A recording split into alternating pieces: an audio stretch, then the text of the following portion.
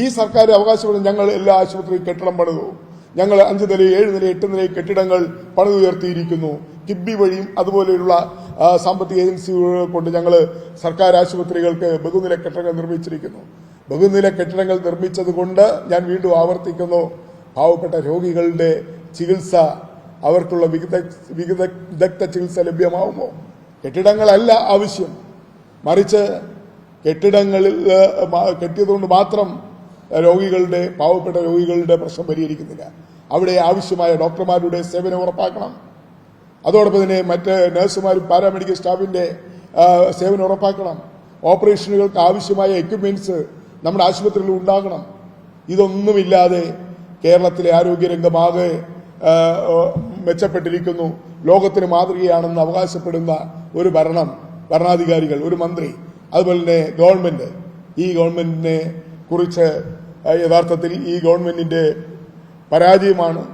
ഈ ഗവൺമെന്റിന്റെ ആരോഗ്യമേഖലയിൽ എത്രയെത്ര സംഭവങ്ങളാണ് ഉണ്ടായത്. ആരോഗ്യമേഖലയിൽ ആവർത്തിച്ച് തിരുവനന്തപുരം മെഡിക്കൽ കോളേജില്, ആലപ്പുഴ മെഡിക്കൽ കോളേജില്, കോട്ടയം മെഡിക്കൽ കോളേജില്, അതുപോലെ തന്നെ കോഴിക്കോട് മെഡിക്കൽ കോളേജില്, ജില്ലാ ആശുപത്രികളിൽ എത്രയെത്ര അനിഷ്ട സംഭവങ്ങളാണ് ഉണ്ടായിരിക്കുന്നത്. ഗവൺമെന്റിന്റെ ആശുപത്രി അധികൃതരുടെ അനാസ്ഥ മൂലം, ഡോക്ടർമാരുടെ അനാസ്ഥ മൂലം, അതുപോലെ തന്നെ ഡിപ്പാർട്ട്മെന്റിന്റെ അനാസ്ഥ മൂലം ഉണ്ടായിട്ടുള്ള ഓപ്പറേഷനുകളിൽ ഉണ്ടായിട്ടുള്ള പിഴവുകൾ, അതുപോലെ തന്നെ കൃത്യമായി ചികിത്സ ലഭിക്കാത്തതുകൊണ്ടുള്ള രോഗികളുടെ മരണം, എന്തെല്ലാം സംഭവങ്ങളാണ് കഴിഞ്ഞ 10 വർഷക്കാലത്തിനിടയിൽ കേരളത്തിലെ മെഡിക്കൽ കോളേജുകളിലും സർക്കാർ ആശുപത്രികളിലും ഉണ്ടായത്.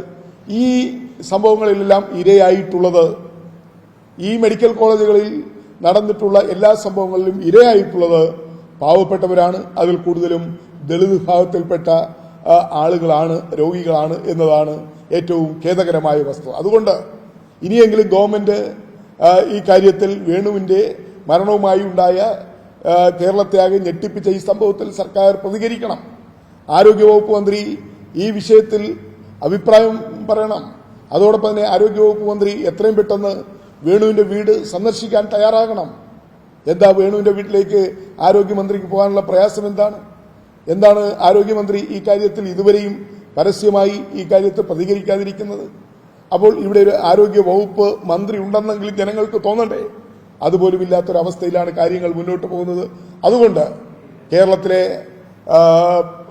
ദളിത് വിഭാഗത്തിൽപ്പെട്ട പാവപ്പെട്ട ഹൃദ്രോഗ സംബന്ധമായ രോഗിയായി മെഡിക്കൽ കോളേജ് ആശുപത്രിയിൽ ചെന്ന വേണുവിന് ചികിത്സ നിഷേധിച്ച മെഡിക്കൽ കോളേജ് അധികൃതരുടെ ഈ നിഷേധാത്മക നിലപാടിൽ പ്രതിഷേധിച്ചുകൊണ്ട് കേരളത്തിലെ വിവിധ പട്ടികജാതി സംഘടനകളുടെ നേതൃത്വത്തിൽ മെഡിക്കൽ കോളേജിന്റെ മുന്നിലും സെക്രട്ടേറിയറ്റിന്റെ മുന്നിലും ആരോഗ്യവകുപ്പ് മന്ത്രിയുടെ വീട്ടിലേക്കുമൊക്കെ വരും ദിവസങ്ങളിൽ വൻപിച്ച പ്രതിഷേധ സമരപരിപാടികൾ സംഘടിപ്പിക്കുമെന്ന് ഞാൻ മുന്നറിയിപ്പ് നൽകുന്നു.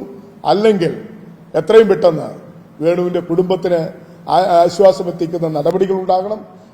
ഈ സംഭവത്തിൽ വേണുവിന്റെ മരണത്തിന് കുറ്റക്കാരായ ഡോക്ടർമാരെ, അതിന് വീഴ്ച വരുത്തിയ ഡോക്ടർമാരെ തീർച്ചയായും